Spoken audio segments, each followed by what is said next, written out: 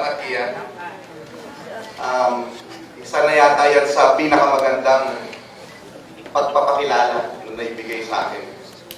At mas masaya ako dahil nagmumula sa isang tunay na kaibigan. Iyan ay mas bata po sa akin. He was a student when I first met him in Bulacan State University. I was already teaching at the University of the Philippines. But I saw already that we have here a potential scholar of history. And I never stopped encouraging him since then. Well, now, he will be finishing his master's. You're done with your master's now in history. And is working with the National Historical Commission of the Philippines. Hindi ako nagkamali.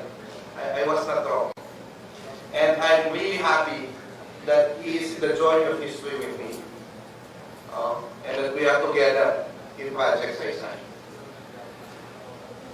Distinguished officials of the government, relatives of our heroes, fellow cultural workers, makasaysayang gabi po sa ating lahat. Hindi ko alam kung bakit ako nakatayo dito.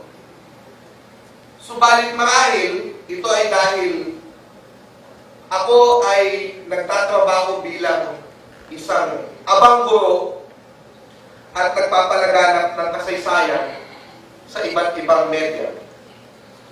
At itinuturing natin na ang Project Saysay ay bahagi ng pagpapalaganap na ito.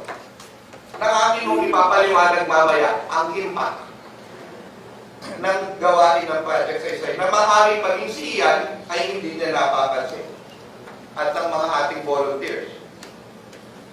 Subalit, ngayong araw na ito, and I would like to indulge me please to use both English and Filipino in my address. I would like to address a crisis in how we look at our heroes today.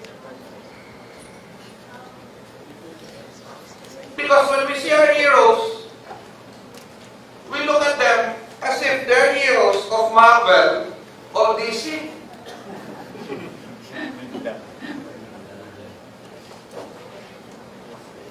We see in them more or less their supernatural qualities.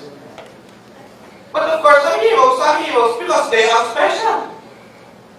Hindi sila magiging nasa pedestal kung hindi sila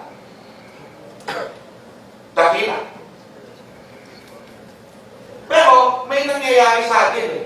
We know that they're already great. But sometimes our heroes, when we talk about them, they become sometimes the way that divide us. I will address this point by reading my address. Today, the word Lodi is becoming part of our vocabulary. Lodi. It can mean people who are exceptionally admirable, talented, or notable. It came from the word idol. But idol, as defined by Merriam-Webster Dictionary, has very negative meanings. A representation or symbol of an object of worship, broadly, a false god. A form of appearance visible but without substance. An enchanted phantom, a lifeless idol. An object of extreme devotion, a movie idol, also ideal. A false conception. One of the terms synonymous to idol is hero. Which brings me to my point.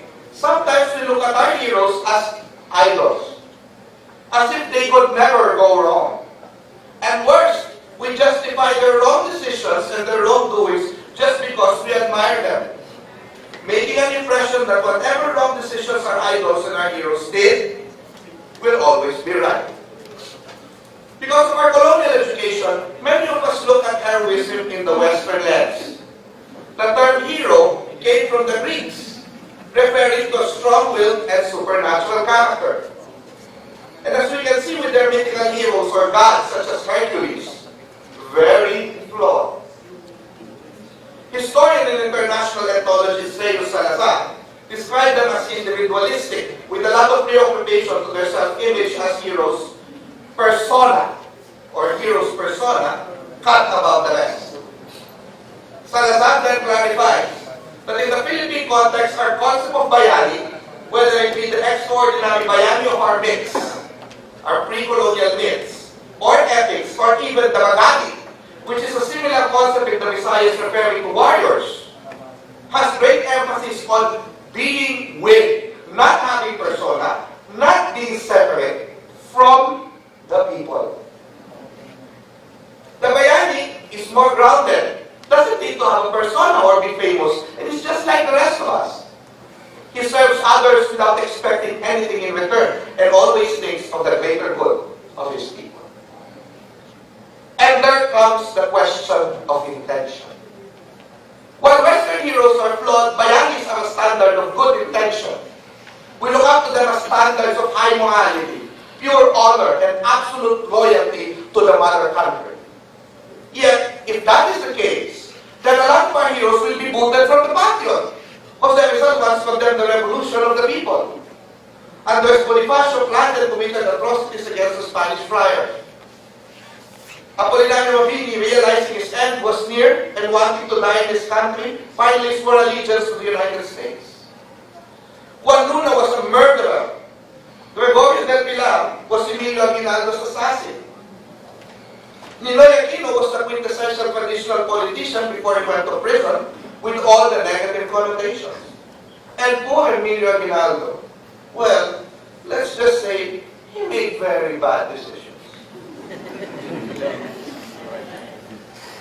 We should look at the mistakes/wrongdoings of our heroes, bayani, through the context of why they made such, without throwing away the facts of their contribution in the making of our nation and our history.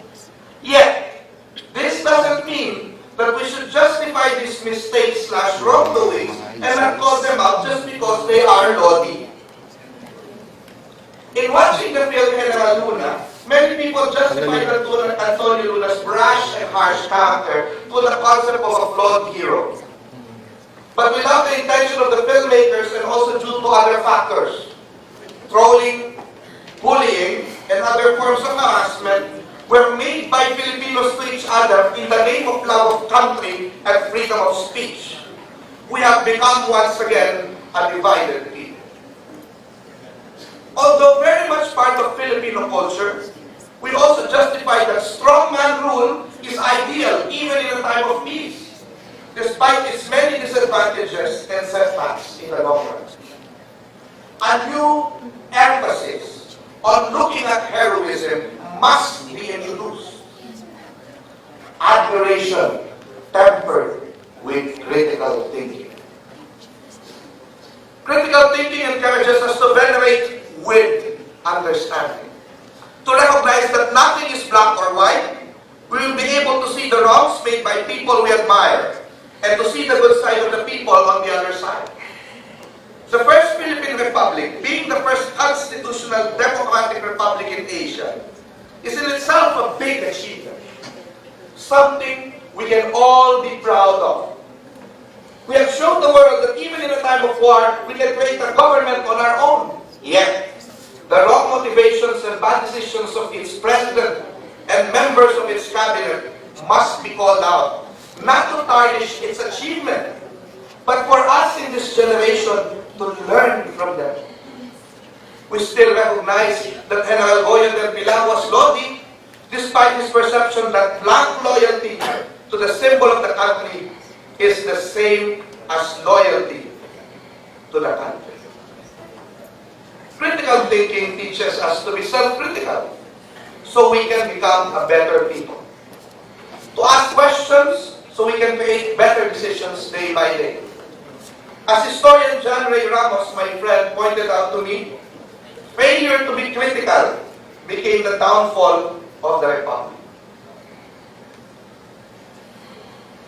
So, kung gayon, at minsan na pag-aaway-away tayo ng mga bayani natin dahil sa pinaglalaban natin kung tama ba o mali ang desisyon nila,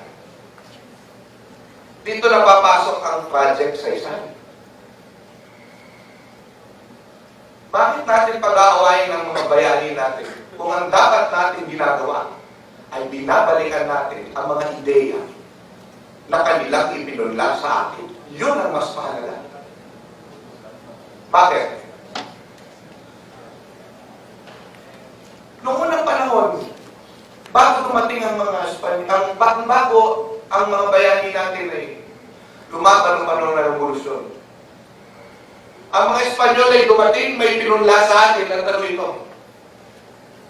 Ang ideya ng kolonyalismo. Ano yung ideya na yun? Espanya lang ang pag-asa natin. Hindi tayo pwedeng tumayo sa sarili natin pa. Bakit dakila yung 10 tao na ating dinadakila ngayong araw na ito? At ang kanilang mga kadugo ay narito. Simple lang. Kasi sa panahon na sinasabi nila na hindi natin kayang tumayo sa sarili natin pa. Sa panahon na sinasabi nila na wala tayong sarili identidad, na tayo ay bobo, na wala tayong mga talento, na wala tayong pagkakakilanlan. Sila ang nagsabi, hindi totoo yan. Sila, kasi yung ideya na yun, hindi yan ipinunla sa atin sa pamamagitan ng dahas lamang. Ito ipinunla sa isip natin. So, ano gagawin ng mga bayani natin? Bakit naging bayani ang mga bayani natin? Hindi dahil napakadami nilang babae. O hindi dahil napakagaling nila sa eskwela. O hindi dahil napakagaling nilang manunumpati. O napakagaling nilang sumulat. Sapagkat sa panahon na yung ideya na yan ay nariyan, pinasag nila yun.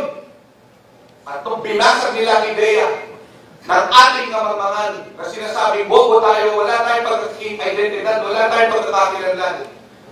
Kailangan palitan nila yun ng isa pang ideya. At ano yung ideya na yun? Ang ideya na tayo ay bansa, na tayo ay Pilipino. Si Apolinario Mabini, dakilang lumpo daw. Alam natin lumpo siya, pero kung bakit dakila siya, hindi. Alam ng mga. Bakit hindi natin sabihin?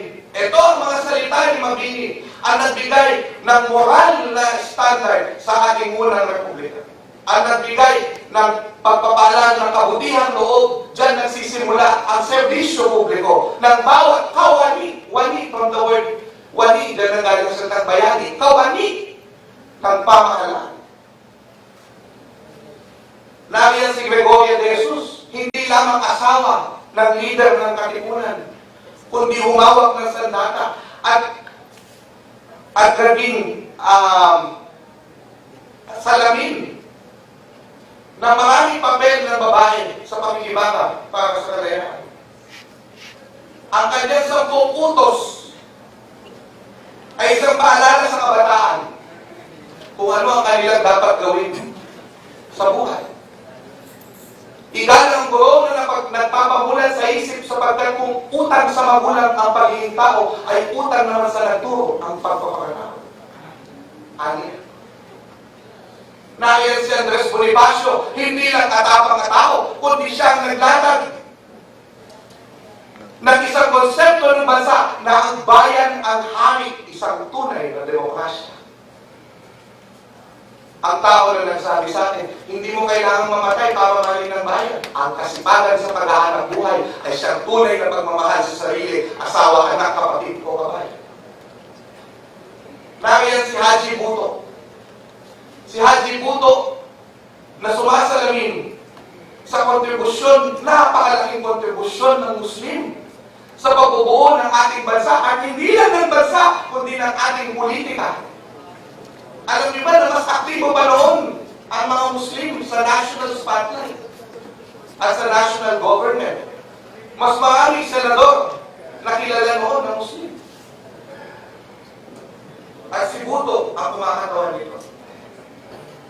Nariyan si Jose Rizal na sa panahon na walang tinuturing na bansa ang Pilipino, sinabi niya, hindi, may iisa tayong problema. At sinulat niya ang dalawang nobela ng Olimentan del Filibusterismo. At sinabi niya, hindi, may iisa tayong identidad. At kanyang ipinaalala kasaysayan ng Pilipinas bago pa dumating ang mga Espanyol. Si Garcia Lopez Ayna, na nagpapakita sa atin, hindi lang mga taga-Luzon ang mayroong kontribusyon sa pagbubuo ng bayan, kundi sa panahon na binubuo natin ang identidad sa mga sinusulat ng mga propagandista sa La Solidaridad, naroon ang Ilonggo. Si Gliceria Marelia de Villavicencio. Oh, bakit hindi kilala ng maraming kabataan ang anghel ng Ibarra? Ang siyang nagbigay ng bako sa revolusyon. Ang naghirap ng katakot-takot, ibinigay ang lahat ng yaman para sa ikasusulong ng kalayaan. Nariyan si Antonio Luna, kilala ng lahat na siyang nanindigan para sa kalayaan sa panahon na napakaraming tao ang gusto na sumubok na ipaglaban ng kalayaan ito. O, isa pa si Mariano Ponce, bukas ay gugunitahin ay kay 100 taon ng kanyang kamatayan, hindi kilala ng maraming Pilipino. Subalit napakalaki ng ambag na siya palang tunay na nagtatag ng La Solidaridad. At siyempre si Clemencia Lopez, na ipinakita sa mga Amerikano sa kanyang pananalumpati na ang mga Pilipino ay karapat-dapat sa kalayaang hinahangad, na ang mga babae ay napakagaling sa Pilipinas at kailangan din bigyan ng karapatan bumoto.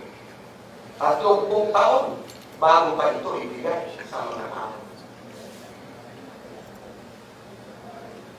Naaalala ko ang isang binatang lalaki na naisip, bakit sa mga classroom nakikita natin ang salita ng Diyos sa Biblia at mga larawan ng iba't ibang mga lugar sa ibang bansa na magaganda at may mga sipi ng mga salita mula sa mga bayaning banyaga sa ating mga classroom, na bakit hindi ang mga salita ng mga dakilang Pilipino na sa dugo ninyo'y nananalanghay ang ating ibida.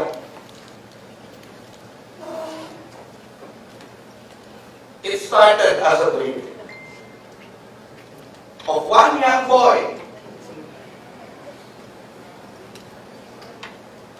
Ian Alfonso. And to all those young people with him now with Project Saysay and Ibarra Watches, thank you for sharing that dream with him. The young people need these words of heroes, the one that built our country. And you, young people, you gave it to them. Isang proyektong mula sa kabataan, para sa kabataan. Pero ngayon, kasama na namin kayo. Kayong nandito sa bulwagan ito. Kayong nagbigay ng panahon. 1,710 classroom, 1,710 classrooms and offices were given 3,376 posters in the 5 years of Project Saysay. At nakakatuwa dyan, nung naon ako sa botohan, barangay elections, bumoboto ako. Sabay nagulat ako. At Ando si Clemencia Lopez, doon sa aking harapan.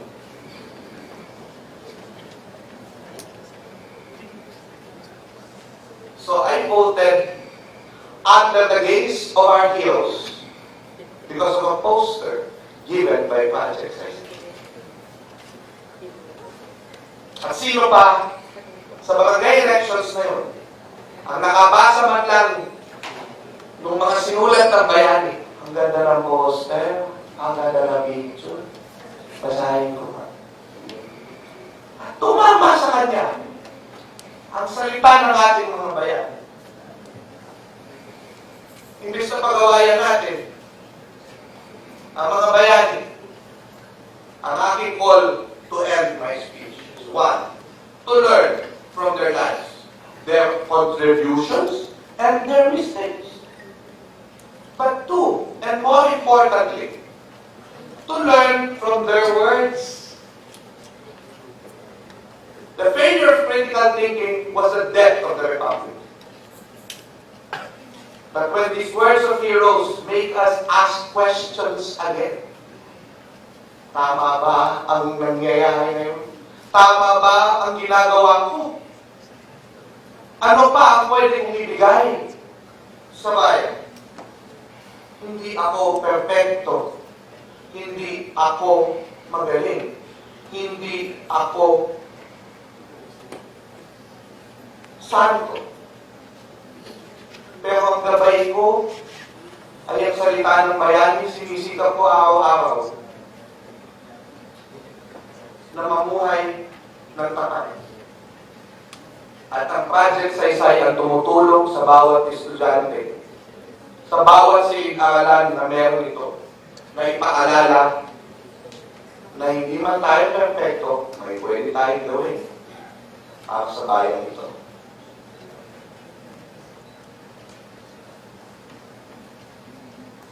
At kapag nagsimula ulit tayo magtanong, dyan na uli natin may tatatag. At patuloy na may tatatag dahil itinatatag na natin ito, ang ating bansa. Sabi ni Esteban A. de Ocampo. Esteban A. de Ocampo po ay Pangulo ng Philippine Historical Association. Noong unang panahon. The ideals of our great men and their teachings are very simply formulated and stated.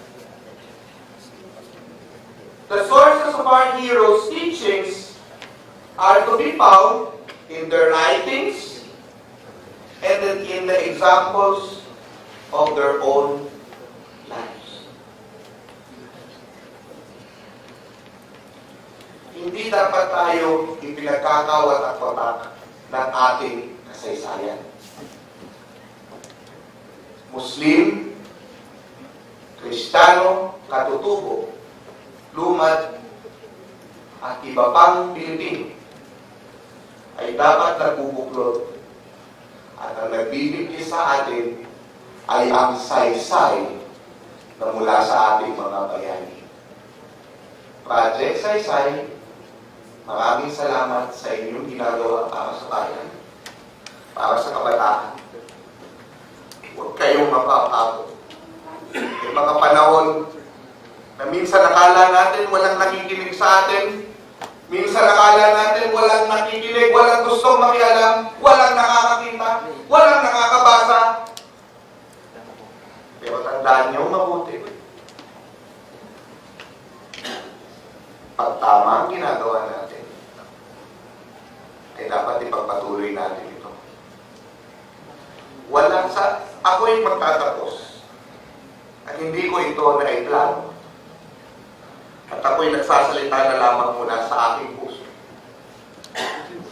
Nais kong tapusin ang pananalitang ito sa isang kataga na sinabi ng isang hindi kilalang bayani noong panahon ng pag-alsa ng 1935. Isang babaeng nagngangalang Jesus, isang babaeng nagngangalang Algabre y General. Salud Algabre y General. walang himagsikang nabibigo. Ang bawat isa'y hakbang tungo sa tamang landas. Maraming po salamat.